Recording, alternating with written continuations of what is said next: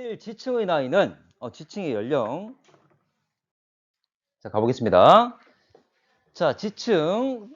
결과적으로 지층의 생성 순서를 따지고 그리고 과거에 어떤 일들이 있었는지를 확인하는 건데 지사의 법칙, 지사, 땅의 역사. 참고로 요 5가지가 있는데 아마 여러분들 과거에 들어본 사람도 있을 겁니다. 뭐 지층 누중의 법칙, 뭐 관이법 법칙, 뭐 부중합의 법칙 이런 것들. 자, 어쨌거나 지사의 법칙은 지층의 생성 순서, 누가 더 먼저인지 뒤인지, 그리고 과거에 어떤 지각 변동들, 지질 현상들이 있었는지를 확인하는데, 알아내는 데 쓰이는 법칙들을 말합니다. 법칙이라 했지만 대단한 것들이 아니야. 아주 간단한 것들이야. 자, 그러면 그 법칙에는 5가지가 있는데, 먼저 수평 태적의 법칙. 자, 태적이 이루어질 때 수평선과 나란하게 태적이 된다 그 말이야. 자, 내용은 태적물이 쌓일 때 수평면과 나란하게. 참고로 풍화침입 받아서 이동될 때 그들이 쌓일 때 중력에 의해서 낮은 것부터 쌓이게 될 건데, 현재 위로 곡선져 가지고 이렇게 쌓이진 않는다는 거지. 밑에서부터 차곡차곡 쌓이게 되기 때문에 결과적으로 수평선과 나란하게 쌓이게 됩니다. 이걸 수평 태적의 법칙. 갑시다. 자, 지금 그림을 보게 되면 태적층들이 있는데 결과적으로 수평선과 다 나란하게 태적이 돼 있죠. 이렇게 현재 쌓이게 됩니다. 자, 두 번째로 지층 누중의 법칙. 누가 뭘까? 누적된다 그 말이야. 자, 그럼 여러분들 밑에 층이 먼저 쌓인 겁니까? 위에가 먼저 쌓인 겁니까? 밑에가. 그래서 지층이 뒤집어지는 걸 뭐라 불렀지? 역전. 그렇지.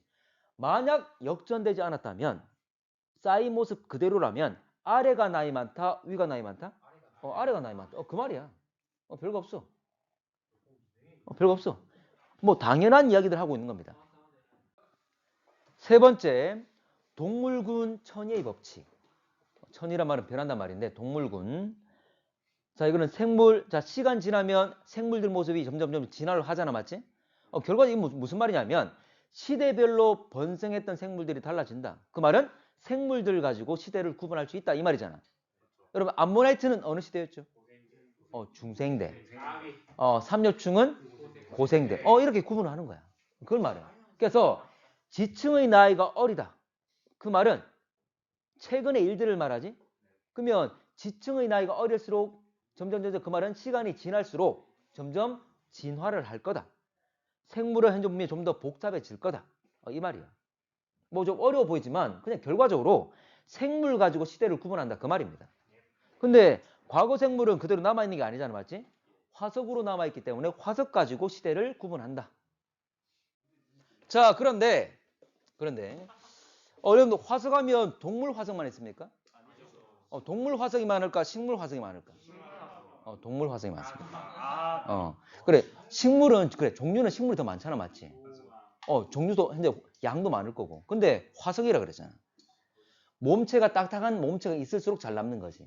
그래서 동물 같은 경우에도 뼈가 있거나 딱딱한 껍질이 있거나 이런 것도 잘 남게 된 거지. 그래서 남아있는 화석은 동물 화석이 더 많습니다. 그래서 식물군 천이가 아니라 생물군 천이가 아니라 일반적으로 동물군 천이 법칙을 쓰는 거지. 동물 화석 가지고 구분한다. 근데 생물군 천이란 말을 쓰기도 합니다. 그렇지만 동물군 천이를 많이 쓰는 거지. 자, 화석 가지고 시대를 구분할 수 있다 이 말이고, 자, 나중에 이것들을 표준 화석이라 해. 아마 1학년 때 들었을걸? 시기를 알려주는 것, 시대를 알려주는 화석을 표준 화석. 환경을 알려주는 화석을 시상화석. 그렇지, 시상화석. 볼 시자 상황을 보여준다. 환경을 보여준다. 이 말이었지? 자, 여기 나와 있는 표준 화석. 이 정도는 꼭 기억하셔야 됩니다. 용어나 이 이름이나 또는 그림이 나왔을 때 누군지 어느 시대인지 꼭 아셔야 돼. 아니야, 이거. 이거 꼭 알아야 돼. 자, 그래서 어떤 지층에 삼엽충과 암모나이트가 나왔다. 아까 삼엽충은 어느 시대? 고생대. 암모나이트는 중생대. 그러면 A가 더 나이 많다. 그 말이죠. 역전된 거야, 안 된 거야? 안 됐다는 걸 알 수가 있지. 그렇지? 그 나이 비교를 할 수가 있다. 자, 네 번째로 관입의 법칙. 이거 아까 얘기했습니다. 관입 당한 놈이 나이 많아? 관입한 놈이 나이 많아? 당한 놈이. 당한 놈은 먼저 만들어져 있던 애잖아, 맞지? 그래서 그 이야기를 하는 겁니다. 그래서 관입한 암석과 관입당한 암석이 있다면 관입당한 놈이 나이가 더 많다는 거. 별거 없지. 자, 마지막으로 이거 보고 가야 되겠네. 자, 지금 역전되지 않았다면 가장 나이 많은 건 누구죠? A, B, C, 그 다음 D가 다 관입했지? 그럼 D가 다 나이가 가장 어리겠죠. 그래서 관입의 관점만 본다면 D가 가장 나이가 어리다 그 말이야. 물론 A, B, C는 순서적으로 이야기할 수 있겠지만 맞지? 자, 어쨌거나 관입 한 놈이 어린 놈이다. 자, 마지막 법칙 부정합의 법칙. 부정합 알잖아. 연속적으로 쌓인 관계를 정합. 그렇지 않은 것, 중간에 끊김이 있는 것 부정합. 그래서 이거는 용어 그대로입니다. 부정합 면을 경계로 위와 아래 사이에 큰 시간 간격을 가진다. 이게 그냥 부정합의 법칙. 우리가 알고 있는 부정합 정의 그대로. 자, 두 번째로 지층 대비. 지층 대비는 지층을 서로 대비한다, 비교한다 그 말이지. 결국 비교하는 이유가 뭘까? 뭘 알아내기 위해서? 뭐가 퇴적되는지 서로 대비하는 거, 비교하는 거니까 누가 먼저인지 이걸 알아내는 겁니다. 그래서 시간적으로 선후관계, 누가 먼저고 누가 뒤인지를 알아내는 걸 지층 대비라고 합니다. 자, 원래 두 가지가 있는데 첫 번째 암상에 의한 대비. 암이 뭐죠? 돌. 그렇지. 암석이나 지층, 지질 구조 가지고 비교하는 게 암상에 의한 대비. 자, 볼게. 자, 여기서 특히 아까 암석의 종류 이거 가지고 비교를 좀 한다고 그랬는데 특히 지층의 순서를 결정하는데 키가 된다. 열쇠가 된다. 그래서 열쇠층이라고 불러. 다른 말로 여러분들 열쇠 뭉치를 다른 말로 뭘 하는지 압니까? 키뭉치. 시건장치라 들어봤습니까? 시건장치? 군대 가면 많이 쓸 건데. 조만간에 좀 있으면 군대 가면 많이 듣게 될 거예요. 시건장치. 그래서 한자로 열쇠를 건이라 그래. 그래서 이거를 열쇠층 또는 건층이라고 합니다. 그러니까 지층 대비에 지층 순서를 알아내는데 키가 된다. 자, 그러면 이런 겁니다. 예를 들어서 우리 부산 지역에 화산 활동이 있었어. 화산 분출돼가지고 화산재가 막 날렸어. 1억 년 전에. 그러면 우리 뭐 서면이나 우리 사상부나 막 이렇게 봤을 때 지층 중에 지층을 뜯어봤을 때 화산재가 나타나는 지층들이 있겠지. 그러면 이놈들 같은 시기야라고 이렇게 기준을 잡아준다는 거지. 이게 바로 열쇠층이야. 됐나? 근데 좀 전에 화산 분출 같은 경우는 자주 일어나는 게 아니잖아, 맞지? 그러니까 특정 시기를 딱 알려준다는 거지. 그래서 기준이 된다는 것. 자, 근데 좀 전에 말했던 특징이 뚜렷하고 어떤 짧은 시간에 넓은 지역에 만들어질 수 있는 애들인데 아까 좀 전에 말한 것처럼 될 수 있는 것이 응해암층 또는 석탄층과 석회암층도 가능합니다. 근데 실제로 문제상에서 잘 나오는 건 응해암층. 참고로 석탄은 누가 된 거죠? 식물이. 그래서 식물이 아주 번성했을 때 특정 시기에 만들 수 있겠지? 그리고 석회암은 바다야 육지야? 바다에서 만들어진다고 그랬습니다. 바다에서. 어쨌거나 이들이 대표적인 열쇠층이 될 수 있고 특히 응효암이 잘 나온다. 자, 그러면 암상에 의한 대비는 참고로 비교적 가까운 지역에. 왜냐면 봐봐. 잠깐만. 아까 화산 분출 일어났을 때 어제나 그 화산 주변에만 쌓이겠지? 예를 들어 뭐 다른 나라, 예를 들어 우리나라에 화산 분출 일어났는데 저기 뭐 미국까지 또는 현재 유럽까지 날아가진 않겠지. 그래서 그 주변 지역, 비교적 가까운 지역에 있는 지층들을 비교할 때 쓸 수가 있다. 자, 두 번째. 자, 좀 전에 암상에 대비 볼게. 자, 여기 보면 이 네 개 다 서로 다른 지역이란 말이야. 예를 들어서 우리 부산 내에서 쌓인 지층들은 비교할 거야. 근데 이 지역마다 좀 차이가 있잖아, 맞지? 기존에 있던 애들이 풍화 침식받아 깎여 나간 것도 있을 거고 또 어떤 곳은 더 퇴적이 잘 이루어진 것도 있겠지. 그래서 기준이 되는 응해암이나 석탄층이 있다면 이들을 다 연결시켜주면 특정 시기를 서로 연결시켜주기 때문에 기준이 될 수 있다는 거지. 자, 그러면 이 사이에 있는 것들은 다 같은 애들일 거잖아, 맞지? 근데 어떤 지역에 따라서는 어느 지역에는 있지만 어느 지역은 침식당해서 없을 수도 있겠지. 그렇지만 전반적으로 서로 나이를 비교할 수가 있다는 거지.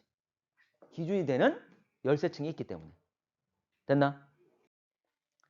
자, 두 번째로 화석에 의한 대비. 이건 쉽습니다. 이건 괜찮아? 자, 화석에 의한 대비. 자, 우리나라에 삼엽충 나옵니까? 중국에도 있을까 없을까? 미국에는? 다 있습니다. 그러면 서로 다 비교할 수 있는 거지. 그래서 화석 가지고 서로 시대를 비교하는 걸 바로 화석에 의한 대비라고 합니다. 아까 특히 시기를 알려주는 것, 시대를 알려주는 화석을 표준화석이라고 그랬지? 이걸 주로 이용해서 하는 거야. 뭐 삼엽충과 암모나이트와 화폐석 뭐 이런 예가 있지만 아까 제시했던 그림상에 있는 것들 꼭 기억을 좀 하셔야 됩니다. 자, 화폐석은 언제죠? 신생대입니다. 화폐 무슨 모양? 동전 모양. 그래서 화폐라는 거야. 자, 그러면 얘들은 가까운 지역 비교할 수 있습니까? 없습니까? 있죠. 화석 가지고 다 비교하면 되는 거잖아. 먼 지역은? 가능하지. 화석만 있으면 되니까. 아까 삼엽충이 우리나라, 중국, 미국 다 있잖아. 맞지? 다 비교할 수 있습니다. 그래서 가까운 지역은 물론이고 먼 지역까지 서로 비교할 수 있다. 자, 이거 화석 가지고 비교한 것. 참고로 이 그림상에 위에 있는 건 뭐냐면 방추충이라 그래. 방추형으로 생겼고 모양이 고생대 표준 화석입니다. 차후에 또 볼 겁니다. 어쨌거나 화석 가지고 같은 시기를 연결해서 기준 삼을 수 있다는 것. 자, 이제 지층의 연령. 자, 상대 연령과 절대 연령 두 가지가 있습니다. 상대 연령은 상대적인 선후 관계만 말해. 자, 여러분과 나중에 누가 더 나이가 많죠? 내가. 그냥 이거 봐. 누가 더 나이 많은지 이것만 따지는 거야.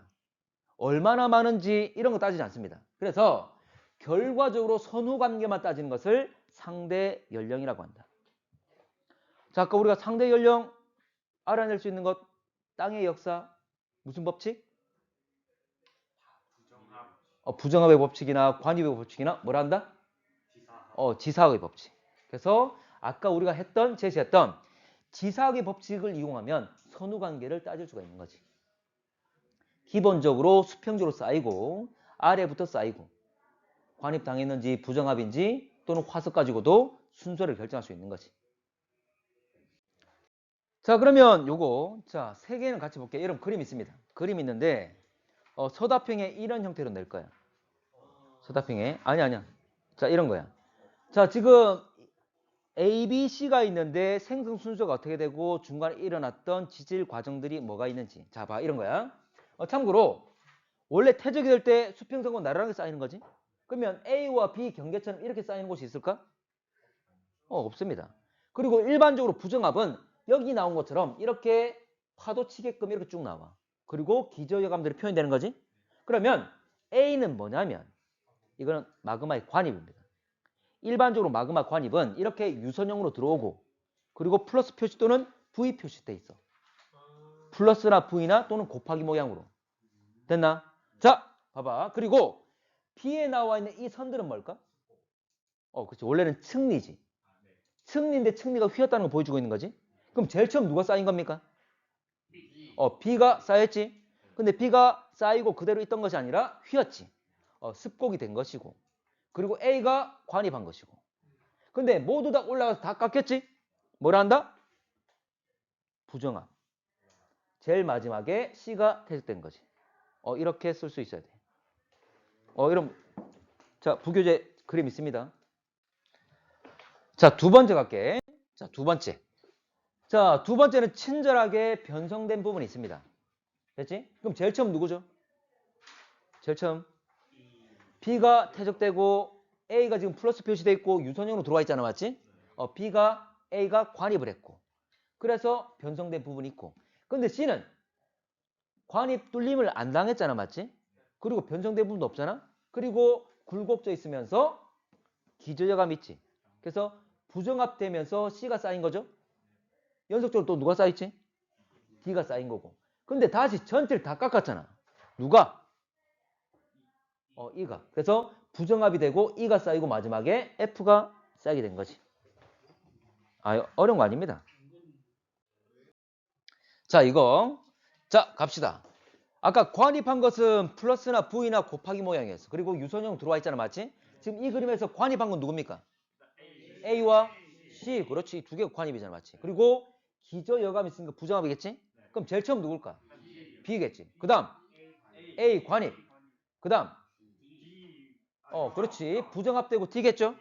그리고 이 D까지 C가 뚫었잖아, 맞지? 그래서 C가 관입. 근데 C까지 다 잘렸지?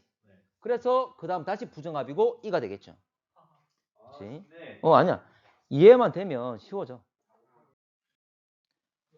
자, 여기서 제일 마지막이 누구야? A가 제일 마지막이죠. 자, 봐. 지금 보면 중간에 단층 있죠? 모든 애들이 다 잘렸는데 A는 안 잘렸잖아. 그래서 나머지 애들이 먼저 쌓이고 단층된 다음에 다 잘린 다음에 마지막에 A가 덮은 거지. 됐나? 자, 그러면 순서 봅시다. 제일 먼저 누굽니까? B, 그 다음 C, 그 다음 D까지 쌓인 거죠. 다음에 위에 부정합 있지? 부정합이 되고 E가 쌓이고 다시 부정합이 있고 누구? F가 쌓인 거죠. 근데 F까지 다 잘렸잖아. 자, 여기 단층 무슨 단층입니까? 역단층이야, 정단층이야? 역단층이지. 왜냐면 부정한 면이 이렇게 있을 건데 위에 실려 있는 애가 오른쪽이야, 왼쪽이야? 오른쪽이 실려 있죠. 이게 부정한 면이잖아. 면 위에 실려 있는 건 오른쪽 여기지. 근데 위가 올라가 있죠. 상반이 올라가려면 양쪽에서 누른 민 횡압력이지. 이건 역단층이지. 근데 역단층까지 다 덮었기 때문에 A가 제일 마지막 되는 거지. 만약에 A 다음에 단층이었다면 A도 잘려야지. 근데 A가 안 잘렸잖아. 됐나? 자, 마지막이 이제 절대연령. 자, 절대연령은 진짜 나이입니다. 지층과 암석의 절대적인 생성 시기. 우리가 얼마든지 지금 기술로 암석들의 나이를 잴 수가 있어. 그래서 지난번에 하와이 열도하면서 암석들의 나이, 화산섬의 나이를 잴 수가 있고 거리 잴 수 있으니까 판의 이동 속도를 구할 수 있다 그랬지? 이런 식으로 재는 겁니다. 실제 나이를 잴 수 있다. 자, 뭘 이용하냐면 방사성 동위원소를 씁니다. 방사성 원소. 방사성 원소는 우라늄이나 토륨이나 이런 애들 있지? 이것들을 우리가 방사성 동위원소라고 해요. 원래 동위원소의 뭐 여러 가지 정의들은 안 할게. 일단 방사성 동위원소 갑시다. 참고로 방사성 원소들은 우리가 자원으로 쓰고 있는 에너지 자원으로 쓰고 있는 방사성 원소들, 우라늄들은 아주 불안정해. 자, 불안정한 말은 화학적, 물리적 불안정해서 에너지가 높은 상태야. 에너지가 높은 불안정한 거거든. 그러면 좀 더 낮은 상태로 에너지가 낮은 상태로 내려오려고 그래. 그러면 에너지 차이만큼을 방출하겠죠? 그렇게 에너지 내고 있는 거야. 그러면 우리 땅 속에도 지금 방사성 물질들이 있습니다. 땅 파보면 있어. 그런데 이놈들이 많이 모아두면 훨씬 더 작은 곳에서 에너지를 많이 내겠지? 그걸 우리 농축이라 그러지. 그렇게 한 게 바로 지금 원자력 발전소잖아. 자, 어쨌거나 자, 이놈들은 불안정하기 때문에 다른 원소로 변하게 된다. 에너지가 높은 상태에 다른 원소로 바뀝니다. 그러면 다른 원소를 뭐라 부르냐면 방사성 원소를 어미 모자 써서 모원소로 하기도 합니다. 그러면 이 원소를 뭐라 할까? 다른 원소를? 자원소. 그렇지. 자식. 아들 자식 써서 자원소, 모원소. 그래서 방사성 원소는 방사성 원소로 하기도 하고 모원소로 하기도 하고 둘 다 표현되고, 근데 얘 같은 경우는 자원소로만 표현됩니다. 그래서 에너지 낮은 상태로, 안정한 에너지 낮은 상태로 변하게 된다. 그래서 그 에너지 차이만큼을 내놓게 된다. 그러면 에너지 높은 상태에서 낮은 상태로 내려왔지? 뭐라 불렀지? 무너져 내리는 것? 이걸 붕괴란 말을 많이 쓰지. 이걸 붕괴라 표현합니다. 붕괴. 자, 결과적으로 에너지를 방출하는 거죠. 에너지 높은 상태에서 낮은 상태 되었으니까. 자, 근데 조심할 게 이 붕괴되는 것. 여러분들 땅속과 땅밖에, 땅속으로 들어갈수록 온도가 높아지고 압력은 높아지죠. 그렇지만 이 붕괴되는 속도는 변하지 않습니다. 자, 주변의 온도와 압력 상관없이 이 붕괴되는 속도가 일정해. 어느 환경이든 속도가 일정하기 때문에 그래서 이놈을 나이 재는 데 쓸 수 있는 거야. 그림 아니야? 그림은 있잖아. 자, 반감기. 자, 봐봐. 자, 이놈이 지금 방사성 원소가 붕괴돼서 다른 원소로 바뀔 거잖아? 그럼 방사성 원소의 양은 어떻게 될까? 줄겠지. 이놈이 지금 자원소로 바뀔 거니까. 그래서 반감기가 뭐냐면 반으로 감소하는 기간 그 말이야. 그래서 방사성 원소가 붕괴돼서 처음 양의 앞의 양의 반이 되는 기간을 반감기랍니다. 근데 또 역시 이것도 양이 많든 적든 상관이 없습니다. 양이 많이 있다가 5,000으로 바뀌건 100으로 있다가 50으로 바뀌건 항상 속도는 똑같습니다. 양에 상관없이 항상 반감기는 똑같다. 그래서 나이를 잴 수가 있다. 그치? 자, 방사성소를 방이라고 쓸게. 자, 예를 들어서 자, 방사성소가 방사성소 A 반감기가 2년이라고 할게. 물론 뭐 몇억 되고 몇십억 되고 이렇습니다. 일반적으로. 근데 2년으로 예를 들면 자, A의 양이 처음 양에 자, 2분의 1, 4분의 1, 8분의 1, 16분의 1 계속 반 되겠지? 2분의 1씩 계속 곱한 거야. 근데 1에서 2분의 1이 되건 2분의 1에서 4분의 1이 되건 다 기간은 어떻다? 다 2년씩 다 똑같은 거지. 다 똑같은 거지. 방금 다 똑같습니다. 정의야. 자, 그래서 아래 그래프가 나오는데 이건 그림 있죠? 있지. 그냥 이거는 그냥 자료 해석이야. 자, 방사성소는 모원수로 어떻게 된다고? 계속 양이 줄어들고. 자, 줄어든 만큼 뭐로 바뀌어? 자원수로 바뀌는 자원수로 늘어나겠죠. 자, 그리고 반감기를 T라고 했을 때 1에서 반이니까 얼마? 2분의 1. 또 2분의 1의 반은 4분의 1. 그 다음 8분의 1, 16분의 1 계속 변하고 있는 거죠. 그냥 이걸 그래프화 시킨 거야. 그래 보시면 되고. 자, 그러면 예를 한번 들어볼게. 자, 이게 핵심이야. 자, A가 처음 양의 16분의 1이다.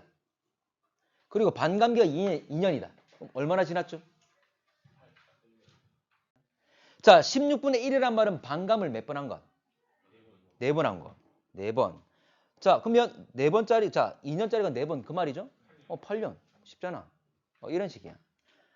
자, 그리고 하나만 더. A가 B로 바뀔 건데 A와 B의 비율이 1대 7이라고 하자. 그러면 총량이 얼마죠? 8이죠? 총량은 변할까 안 변할까? 안 변하지. 그러면 결과적으로 A 모원소는 총량의 8이지? 8분의 1이 있다 그 말이잖아. 맞나? 그러면 반감 몇 번 한 거야? 3번. 그럼 몇 년이죠? 6년 지난 거지. 이런 식으로 하는 거야. 됩니까? 6년. 이런 식의 문제야. 자, 이거는 모식적으로 표현한 건데 실제로